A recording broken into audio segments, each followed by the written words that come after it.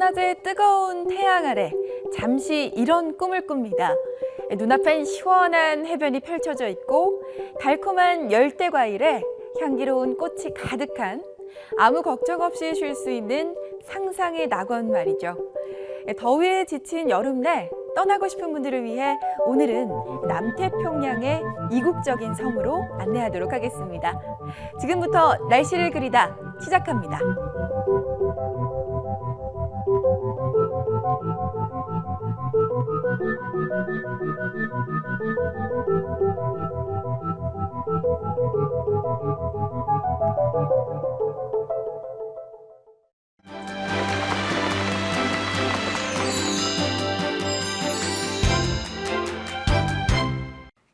명화 속에 담긴 이야기를 재밌게 들려주실 분 소개할게요. 이동석 작가님, 안녕하세요. 네, 안녕하세요. 네, 오늘 그림은요, 두 여주인공인데요. 두 여인들이 이렇게 있는데 이 왼쪽 여인의 모습만 봐도 참 시원함이 느껴지고 피부색을 보니까 네. 좀 거무스름하면서 코도 좀 우뚝한 게 남미를 좀 떠올리는 듯한 그런 느낌이거든요. 일단 그림을 보면 네. 좀 덥죠. 네. 뭔가 시원하다기보다 좀 더운 느낌이 강하게 나는데요. 특히 이제 왼쪽 편 여자분부터 보자면요, 빨간색 그 옷을 입고 있는데 저 옷을 이제 파레오라고 해요. 파레오. 네, 파레오라고 하는 사실은 타이티 전통 의상이고요. 아, 그 위에 있는 하얀 꽃, 오늘 유단 앵커는 네. 해바라기인가요? 글쎄요, 그런 것 같네요. 해바라기 뭔가. 풍의 옷을 네. 입고 있는데 저건 열대 티아레라는 느낌이 꽃인데요. 네. 그 타이티 전형적인 어떤 가장 대표적인 꽃이 이 프린트된 옷을 입고 있는 거 봐서 쉽게 이제 타이티의 풍경을 그렸다. 타이티는 그 남태평양에 있는 섬으로 된 도시인데 나라인데 굉장히 뭔가 이 귀에 꽂혀 있는 흰색 꽃도 그렇고 해서 전체적으로 이 왼쪽 여자분을 봤을 때는 좀 토속적인 느낌이랄까요? 그 현지인 같은 느낌이 강하게 나고요. 그래서 이 팔의 근육이나 그림으로 봤을 때 약간 붉은 톤이 도는 구릿빛의 네. 팔과 특히나 그 치마 끝에 나와 있는 발을 보시면요, 굉장히 크고 투박하게 묘사가 되어 있어요. 네. 그걸로 봤을 때는 굉장히 노동하는 혹은 현지스러운 그런 어떤 것이라 해서 이 작품은 폴 고갱이라는 프랑스의 가장 대표적인 후기 인상파 화가 중에 한 명인 폴 고갱이 1891년에 그린 작품이고 현재 파리 오르세 미술관에 소장되어 있습니다. 네. 혹시 남태평양이나 이런 적도 쪽으로 여행해 보신 적 혹시 있으세요? 아니요, 남태평양 가본 적 아니 없어요. 뭐 동남아라도? 네, 사진으로는 많이 아, 봤는데. 동남아 네. 쪽은 한번 가보셨나요? 아, 동남아, 네, 가봤습니다. 동남아 정도 돼 약간 더운 지방에 가면 왼쪽 편 옷차림이 더 자연스럽죠. 그렇죠. 이런 옷도 덥고, 많이 팔잖아요. 예, 네. 굉장히 날씨가 덥고 뭐 바람이 이제 따뜻한 바람이 부니까 그래도 좀 시원하게 옷을 자연스럽게 입는데 반대로 굉장히 좀 답답하다 더워 그러죠. 보여요. 네. 저처럼 목 끝까지 이렇게 잠기고 있고 네. 원피스를 입고 있는데 사실 이 옷은 이제 선교사 원피스라고 부르는데요. 네. 당시 19세기 말은 그 타이티가 프랑스에 의해서 식민지로 접어들었을 때였어요. 바꿔 얘기하면 유럽의 문물들이 이제 타이티까지 뻗친 거죠. 네. 근데 그래서 이 여자 선교사들이 주로 입고 다니던 옷을 이제 입고 있는 거죠. 현지 얼굴은 타이티 현지인인데 옷은 어떤 유럽에서 건너온 옷을 입고 있으니까 좀 부자연스럽고 부조화스러운 그런 느낌을 전하고 있는 것 같습니다. 근데 지금 이게 제목이 타이티의 여인들이잖아요. 네. 그런데 사실 이 그림이 뭔가 타이티의 풍광이 그리 느껴지는 것 같지는 않은 게 여인들의 표정을 보면 뭔가 약간 삶이 낙담이 돼 있다거나 약간 무의미해 보인다. 약간 이런 표정이 느껴져요. 그 고갱이라는 화가에 대해서 잠깐 먼저 알아야 될 것 같은데요. 그 만약에 예를 들어서 고갱이 타이티에 이제 여행을 갔든 살러 갔을 때 해변가를 거닐다가 이 작품의 제목은 타이티 여인들 혹은 해변가에서 이 두 가지 이름으로 불리는데요. 그 해변가를 걷다가 이 두 여자가 이렇게 앉아 있는 모습을 보고 고갱이 그리기 시작했을까?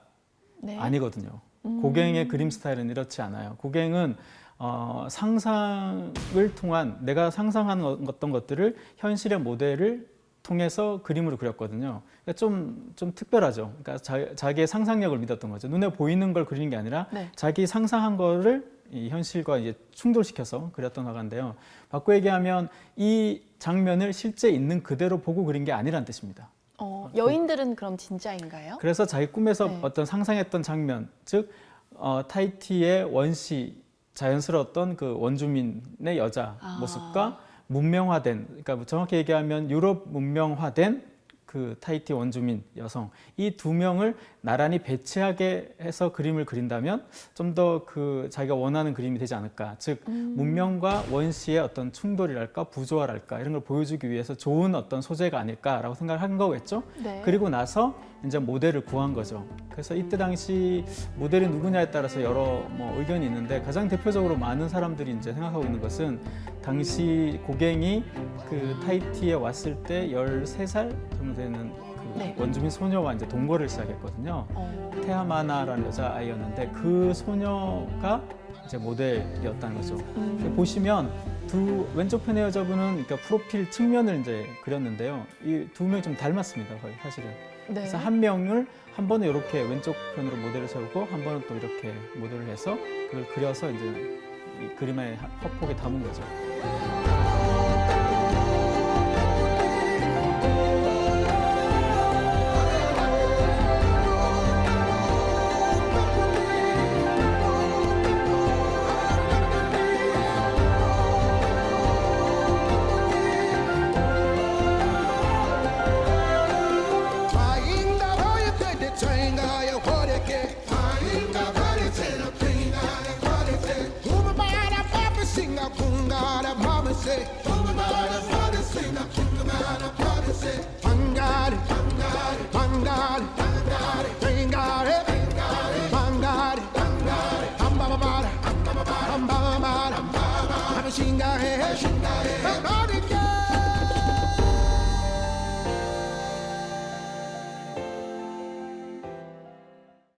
왜 우리도 너무 바쁘고 지칠 때 이런 생각이 들잖아요. 모든 걸 다 이제 벗어버리고 훌쩍 어디론가 떠나고 싶다.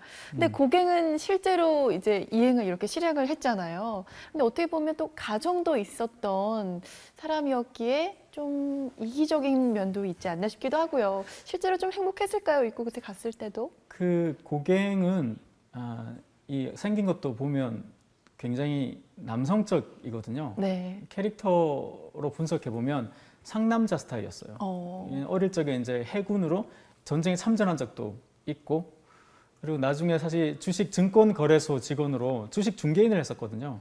화가가 되기 전에. 그래서 굉장히 성공을 거뒀어요. 그래서 덴마크 여자 이제 부인을 얻고 애를 5명을 낳을 정도로 네. 다복하였는데 어느 날 사실 이제 그림에 빠져든 거죠. 처음에는 그림을 이제 수집하는 정도였는데 카미오 피사로라는 화가를 만나서 나도 그림을 직접 그려야겠다. 뒤늦게 시작을 한 거군요. 그렇죠. 그래서 생업이었던 주식 중개인, 요즘 치면 뭐 펀드 매니저 이런 네. 직업, 돈 잘 버는 직업을 그만두고 그림으로 뛰어든 거죠. 근데 자기가 뛰어들었다고 해서 바로 잘 팔렸냐? 당대 19세기 말에 잘 팔리는 그림은 신고전주의적 그림이었거든요. 근데 이런 인상파는 잘 안 팔렸어요. 그러니까 그림을 그리는데 돈이 들고 그래 그렸지만 안 팔리고 그러다 보니까 어떻게 됐어? 가족 간에도 약간 불화가 좀 생기고. 불화 생기고 부인은 아이들을 데리고 외가인 그 덴마크로 돌아가 버렸고 그래서 혼자 또 열심히 했지만 여전히 잘 안 되고 그런 여러 우여곡절을 겪고 있었거든요, 파리에서. 그러다가 그 유명한 이제 아흘르나를 가서 고우와 같이 잠시 동거하다가 또 거기서도 또 잘 안 되고 그런 어떤 잘 안 되고 있다가 당시 프랑스 정부에서는 이제 식민지가 되었던 타히티로 가면 약간 이제 우대 정책 같은 걸 폈어요. 그래서 고갱도 그 정책 지원금 같은 걸 받고 네. 자기 갖고 있던 모든 재산을 다 처분하고 그리고 타히티로 갔거든요. 그리고 타히티에 딱 갔을 때 초기 얼마 동안 굉장히 행복했죠. 왜냐하면 유럽에서는 정말 먹고 살기 위해서는 정말 너무 많이 일해야 되는데 여기는 열대 지방이라는 것은 뭐 과일이 많으니까 먹을 게 풍부하죠. 그러니까 열심히 일하지 않고 노래 부르고 이렇게 편하게 살아도 먹고 살 수 있다고 보인 거죠. 여행자의 시선이 그렇잖아요. 맞아요. 우리가 어떤 여행지를 가면 그 사람들의 내밀한 삶을 모를 때는 다 좋아 보이죠. 하지만 거기 살기 시작하면은 그 안의 삶을 들여다보면 그들도 그들 나름의 어떤 모순과 힘겨움이 있잖아요. 그래서 고갱이 처음에는 어쩌면 좀 행복했을 수도 있죠. 화가로서 그는 행복했을 수도 있어요. 왜냐하면 이 인상파에서 가장 중요한 것은 화가들의 저마다의 빛을 찾는 거였거든요. 그래서 빛을 자연의 빛이 캔버스의 색으로 되는 것이 그림이거든요. 네. 그래서 고갱같이 강한 남성성, 즉 상남자 스타일의 이런 야수 같은 이런 남자들한테는 열대의 강한 빛을 받았을 때 자기 몸이 깨어나는 걸 느꼈던 거죠. 그래서 이런 강렬한 색채들을 병치하면서 굉장히 힘을 폭발하듯한 캔버스가 마치 타들어갈 것만 같은 원색을 쓰거든요. 보시면 색깔에 명암을 쓰지 않아요. 보통은 색깔을 보면 밝은 색, 같은 빨강이어도 밝은 빨강, 어두운 네. 빨강을 쓰게 돼 있거든요. 이 빛에 따라서. 근데 고갱은 그렇지 않아요. 한 색을 써버려요, 그냥 원색으로. 그렇네요. 굉장히 강렬한 효과를 내거든요, 저런 것들이. 그래서 처음에 화가로서는 굉장히 행복했을 수 있지만 점차 타이티의 현실을 보고 앞장서서 이걸 바꾸려고 하고 이러면서 좀 생활이 좀 어려워졌고, 역시나 또 그림이 잘 안 팔렸으니까 또 그런 부분에서 오는 어떤 좌절감도 있었고, 그래서 결국에는 타이티에서 생애 10년, 후반기 10년을 타이티에서 보냈는데요. 네. 결국은 타이티에서 혼자 쓸쓸히 죽게 되는 거죠. 그래서 그 행복했냐 그건 잘 모르겠어요. 근데 고갱의 모순이랄까요? 그거는 뭐냐면 이미 한번 문명을 맛본 사람들은 그 편리함을 버릴 수 없다고 생각해요. 네. 우리도 스마트폰이 뭐 많이 하지만 편리하잖아요. 근데 이걸 다시 버리고 이전으로 돌아갈 수 있을까? 그때는 어떻게 살았나 싶어요. 그렇잖아요. 그럴 정도로. 네. 그러니까 고갱도 문명을 혐오해서 문명을 떠났지만 원시의 세계에 왔을 때는 또 문명을 그리워하고 눈치를 봤어요. 계속 신경을 쓴 거죠. 그러니까 어떻게 보면 그런 어떤 모순들이 네. 자기의 삶을 좀 힘들게 하지 않았나 싶어요. 그래도 고갱에게 이 타이티라는 곳은 뭔가 운명적인 본인이 가야만 할 어떤 운명 같은 장소가 아니었을까 이런 생각이 드는데요. 왜냐하면 또 이 타이티에서 나타난 이제 명작들도 굉장히 많잖아요. 만들어진 명작들이 많잖아요. 그 우리가 아는 고갱은 사실은 거의 타이티 시절에 그린 그림이죠. 네. 그러니까 그 이전에 퐁따벤이라고 프랑스 북부 노르망디 지역에서 그렸던 그림들도 물론 좋지만 우리가 아는 대부분의 명작들, 고갱의 대표작들은 다 타이티에서 그렸던 작품이니까 특히 그런데요. 특히 얼마 전이었죠. 2015년 3월에 굉장히 주목할 만한 경매가 한번 있었는데요. 네. 그 경매에서 이 고갱이 요 그림 그린 그 다음에 그렸던 1892년에 그렸던 작품인데요. 제목이 참 재밌어요. 언제 결혼하니? 라는 제목인데요. 네. 여자 두 분이서 이제 마치 남자들한테 묻듯이 이렇게 보고 있는 그림인데요. 저 그림이 한 얼마쯤 경매됐을까요? 참고로 사상 최고가를 기록했습니다. 최고가요? 네. 그러면 몇백억? 몇십억? 글쎄요. 아니에요. 이 3억 달러. 얼마예요? 잘 모르죠. 감이 안 오죠. 3억 네, 달러. 감이 안 와요. 3억 달러면 3,300억 좀 받았어요. 그러니까 와. 저 그림이 지금 역사상 가장 비싼 그림이 되었죠. 경매에 나온 그림 중에서 가장 비싼 그림으로 되었는데, 그러니까 뭐 이런 그림들은 또 경매에 나오면 훨씬 더 비싸지겠죠. 네. 참 고갱이 이 소식을 들으면 기분이 어떨까 싶어요. 정작 그때는 정말 가난하고 가족들과도 불화도 생길 만큼 참 외로운 그런 인생이었는데 이렇게까지 최고가로 낙찰이 될 정도면 참 사람 인생이란 알 수 없는 것 같네요. 그 고갱은 굉장히 그렇게 생각하지 않았을까요? 이제서야 나의 가치를 알게 되다니. 알아보는구나. 왜냐하면 서양 미술사적 관점에서 보면 이 고갱의 이런 그림 화풍들이죠. 색깔의 강렬한 배치와 충돌이 나중에 피카소로 대표되는, 마티스나 피카소로 대표되는 그 야수파로 그대로 전달이 돼요. 네. 그래서 그 이후에 많은 화가들한테 큰 영향을 끼친 화가 중에 한 명이거든요. 그래서 고갱의 그런 거는 미학적으로도 굉장히 가치가 있으니까 당연히 이제 경매에 나오면 비싸지는 이유가 거기 있는 것 같은데요. 특히 그 중에서도 작년이었나요? 한국에도 그 전시할 때 고갱전을 할 때 네. 왔던 작품인데요. 가장 대표적인 작품이 바로 이 작품인데요. 굉장히 가로로 긴 벽화와 같은 작품인데 실제로 벽화와 같은 느낌을 주기 위해서 왼쪽 위쪽 부분과 오른쪽 위쪽 부분을 약간 이렇게 담이 무너진 듯하게 노란색으로 그리고 있죠. 네. 일부러 약간 벽화인 것처럼 이렇게 표시하기 위해서 이렇게 그렸었는데요.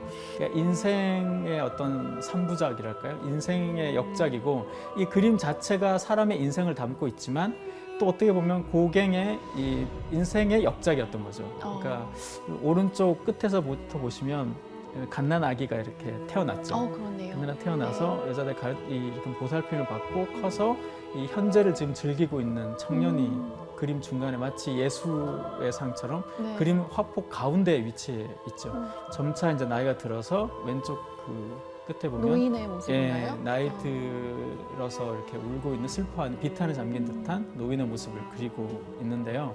그래서 우리는 어디서 와서 어디로 가는지 이렇게 전체적으로 마치 인생의 모습을 보여주고 있는 것 같죠. 이런 종교의 모습이나 동물의 모습이나 여러 모습들이 삶과 죽음에 대한 모습을 전체적으로 다 껴안으면서 강한 원시성을 갖고 있으면서 이것을 고갱 특유의 강렬한 색채로 표현해냈기 때문에 사실은 이런 그림들은 아무런 설명 없이 아무것도 모르고 봐도 한번 보면 사실 눈을 떼기 어려울 만큼 강렬한 그림이죠. 네, 맞아요. 저도 작년에 전시회에서 이 그림을 본 적이 있는데 굉장히 강렬했거든요. 그 인상이. 오늘 다시 이렇게 또 보게 되네요. 그리고 네. 사는 게 원래 그 사는 게 힘들 때 이 삶의 본질을 좀 더 가까이 간다 이런 말이 있어요. 고갱이 굉장히 이때는 살기 정말 힘들었을 때거든요. 그래서 그림을 그려서 파리에 보내도 잘 안 팔리고 사람들이 자기를 잊고 있는 것 같고 계속 그런 어떤 것과 그리고 현실을 바꾸려고 해도 잘 안 바꿔지고 그런 어떤 좌절 그리고 거기에다가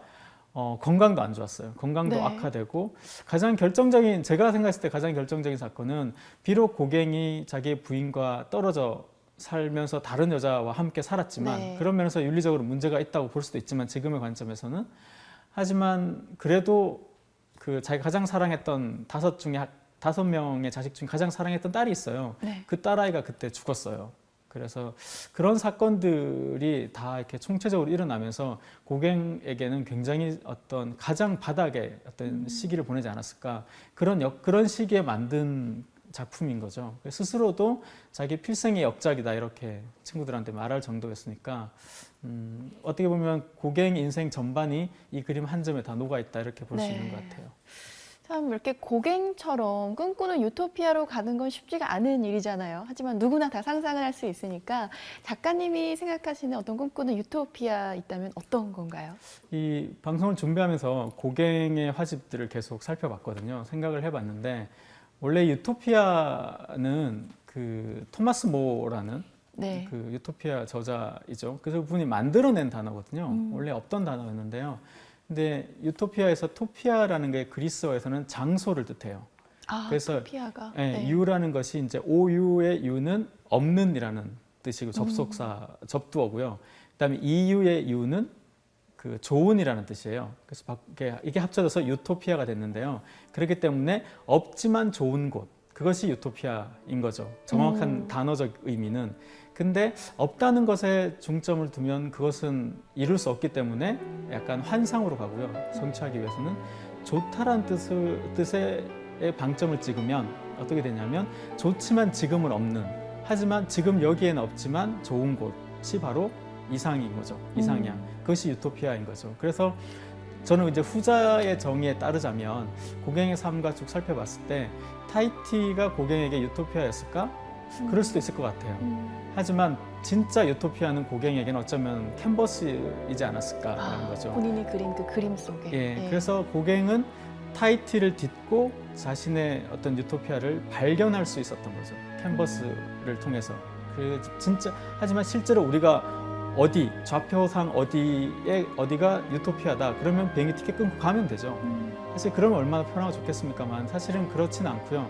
우리가 살아가고 있는 어떤 이 공간 어딘가는 우리가 살고 있는 이 현실은 어떻게 보면 누군가의 유토피아일 수도 있죠. 그렇죠. 예, 네. 그럴 수 있는데 제가 생각할 때는 이 유토피아라는 것이 결코 손에 잡히지는 않겠지만 다만 끝없이 우리를 쫓아가게 만드는 무지개 같은 그런 곳이 아닐까 싶어요. 근데 그렇기 때문에 우리가 좀 더 건강하고 강하게 요구하고 그 노력하면서 이제 추구하는 그런 어떤 공간으로 살펴보자면 고갱에게 있어서 타히티는 유토피아로 가는 징검다리였지 않았을까 싶어요.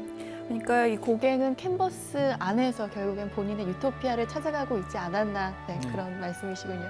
네, 잘 알겠습니다. 오늘도 참 재미있는 이야기였고요. 다음 주에도 재미있는 명화 이야기 기대하겠습니다. 수고하셨습니다. 네.